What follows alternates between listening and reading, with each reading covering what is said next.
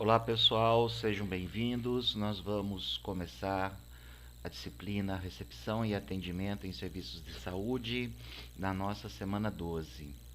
Primeiro nós vamos conversar um pouquinho sobre o profissional recepcionista em serviços de saúde. Nós vamos falar aqui sobre o perfil do profissional, como que é o mercado de trabalho, né, aonde esse profissional trabalha, o que ele faz, tá certo? Quanto ganha.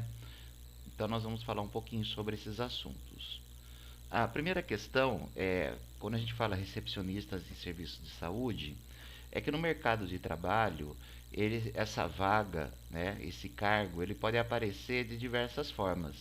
Então muitas vezes você vai ver uma vaga com outro nome, mas na verdade está falando, né, dessa vaga. Então, por exemplo, recepcionista hospitalar, recepcionista de clínica estética, recepcionista ambulatorial, atendente hospitalar, assistente administrativo hospitalar, atendente de ambulatório, atendente de clínica médica, atendente de consultório médico, auxiliar de recepção, recepcionista do hospital ou simplesmente recepcionista. Então, sempre que aparecer essas vagas, nós estamos falando do mesmo cargo, tá bom? Que é o cargo que nós estamos estudando. O que faz um recepcionista em serviço de saúde? Isso pode variar um pouco de local, né? Para local onde a pessoa trabalha, mas em geral, as principais responsabilidades são as seguintes: atender aos pacientes, agendar consultas, realizar manutenção e atualização de dados no cadastro do paciente, atender telefonemas, né, que chegam no seu ramal, fazer abertura de fichas ambulatoriais e de prontuários médicos, organizar processos de atendimento, isso mesmo incluindo a parte de papel, né, documentos, até a própria recepção, né? Então é uma responsabilidade do recepcionista fazer ali a organização, manter a recepção organizada, tá? Direcionamento de pacientes para consultórios e sala de exames, preparação e abastecimento de sala de exames, de coletas e box de atendimento. Então, muitas vezes ele auxilia também nessa parte. Fazer reuniões com profissionais para a organização de rotinas e agendas, né? E alguns locais também ele acaba trabalhando com a parte financeira, como fluxo de caixa, notas fiscais, né? E também toda a parte de faturamento entra também nessa parte. Então, né, como a gente já havia falado algumas vezes, né, essas são as principais funções do recepcionista, né? E no nosso curso nós estamos falando aí de praticamente todas essas responsabilidades. Quais são as áreas de atuação?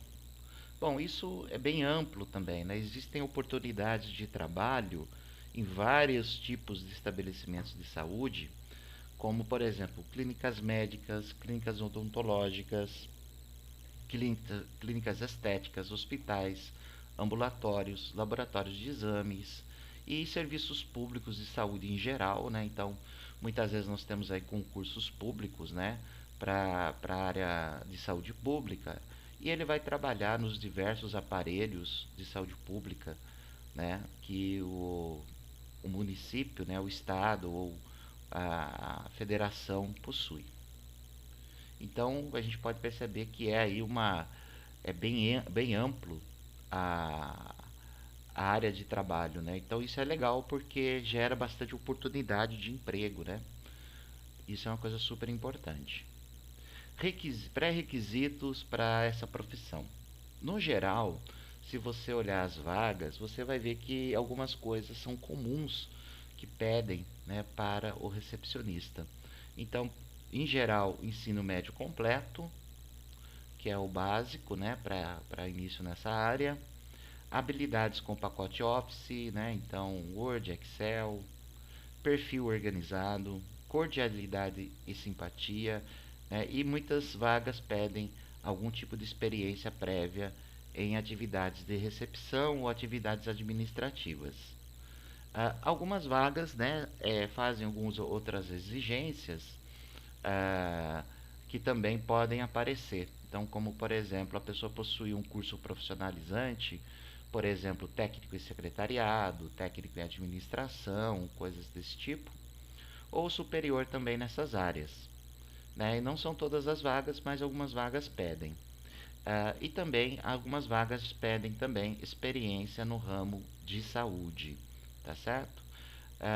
Vale ressaltar que algumas vagas até contratam sem experiência, né, somente com um curso. Isso é uma coisa legal, né, que a gente sabe que aqui no nosso curso nós temos algumas pessoas, né, que estão começando, né, a carreira profissional. Então tem também oportunidades para pessoas sem experiência. É só ficar atento aí, né, nas vagas que você também pode encontrar essa situação. Ah,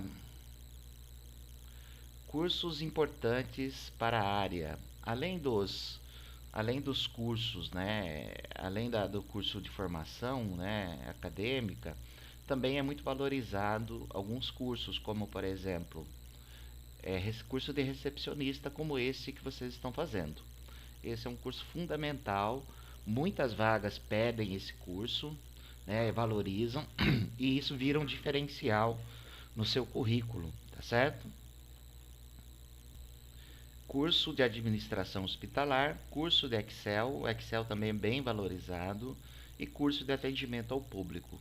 Então são cursos aí que fica a dica, né, para quem gosta de fazer, né, para quem está interessado, né, em trabalhar na área e tudo mais, fazer alguns cursos complementares também, que isso também pode ajudar você no momento de uma seleção para esse tipo de vaga. Características, né, desejáveis para um recepcionista. Então aqui nós estamos falando de perfil, né, de habilidades pessoais, interpessoais. Então, fluência verbal, boa dicção, postura, concentração, facilidade e gosto de lidar com o público, isso é super importante, né? Então é uma profissão onde se lida com o público o tempo todo, então uma pessoa tem que gostar, né, e ter facilidade de fazer isso. Organização, metodologia, né, a pessoa saber ser organizada, fazer as coisas, né, certinho. Dinamismo, determinação, conhecimento de assuntos gerais, né, uma pessoa que sabe conversar, uma pessoa que sabe falar sobre os assuntos, atenção aos detalhes, saber administrar o tempo, né, inclusive falamos sobre isso no curso, né, é super importante também, bom humor, paciência, confiabilidade e responsabilidade, né. Então essas características são bem desejáveis quando a gente vai trabalhar nessa profissão, e as empresas elas avaliam essas características no momento de uma entrevista. Quanto ganha um recepcionista em serviços de saúde? Então eu fiz uma pesquisa usando um site especializado, né, nesse tipo de pesquisa, e eu verifiquei lá algumas coisas importantes, né, que vocês podem olhar depois lá na apostila, né, tem esses dados, também tem alguns outros detalhes. A média nacional para essa vaga é 1.361,72. O que é a média nacional? Eles pegam todos os salários que foram das pessoas que foram admitidas, né, através do CAGED, né, que é um documento que é enviado, né, para o governo e outras fontes oficiais, e fazem uma média geral, né? Então essa é a média geral. Isso vale para uma pessoa que trabalha aí 42 horas semanais. Mas nós vamos ter também, né, pessoas trabalhando 40 horas, 36 horas, 44 horas, né? Isso é a média. Em termos de pesquisa salarial, o mínimo, né, que foi contratado nesse último ano foi de 1.297,29. A mediana, né, que é a mediana, você pega todos os salários ali, faz um tratamento estatístico, né, para tirar as exceções, né, tanto para cima quanto para baixo, foi de R$ 1.300. E o máximo, né, o salário mais alto contratado, né, que foi registrado, foi R$ 2.118,81.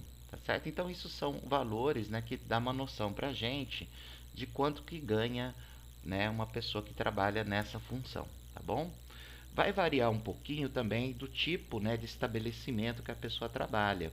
Então, se é um hospital, por exemplo, né, dependendo da situação, ele pode ganhar talvez um pouco mais, né? Se a pessoa trabalha em pronto-socorro, se ela trabalha no horário noturno, por exemplo, vai ter também os adicional de noturno, outros adicionais, né, também que pode ter, de salário, bônus, né, e etc. Mas esse aqui é o salário base, né, que a gente fala, que é o salário registrado em carteira, tá? Então isso é legal para a gente ter uma noção de como que é o mercado nesse sentido.